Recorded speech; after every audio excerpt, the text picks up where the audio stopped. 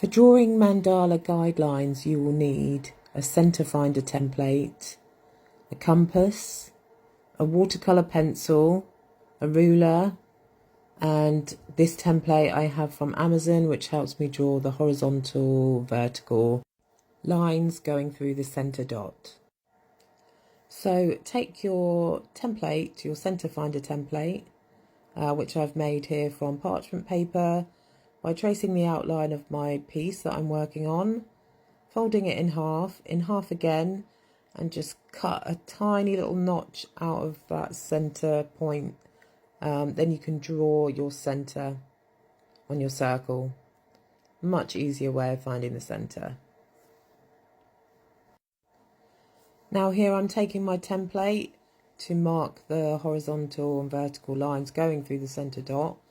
You can do this with a protractor if you don't have one of these templates. I bought one because it's much easier and quicker for me to get my guidelines down. Now with this template, I just do these lines as I'm showing here and not the circular ones, just because I'm going to do that later with my compass. I find they're a bit too wide and I want narrower circular lines for my guidelines. So once you have these lines, I'm going to extend them now with a ruler, just because I want lines going right through the piece. The guidelines really help with keeping my design symmetrical and evenly spaced. Without these guidelines, I think I would really struggle. It's still doable if you've got a good eye for symmetry. I just want my piece to be as symmetrical as possible, as that's the whole point of a mandala, a symmetrical pattern radiating from the centre. So I like my guidelines to be all the way through the piece and through that centre dot too.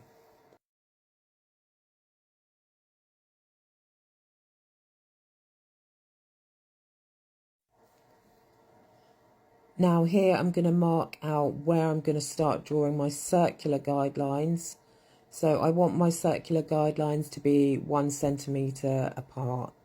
So the template that I showed you a moment ago is they're 1/2 inch gaps, but I want slightly narrower ones, so I'm doing them 1 centimetre apart.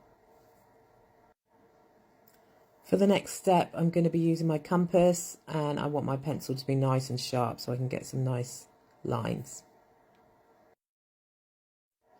Now what I'm going to do is make sure the spike of my compass is nicely in the wood, making a little dent just so it doesn't slip around. And then because my piece is on a Lazy Susan, I can easily just hold the compass in the right place and spin the Lazy Susan around to draw my guidelines.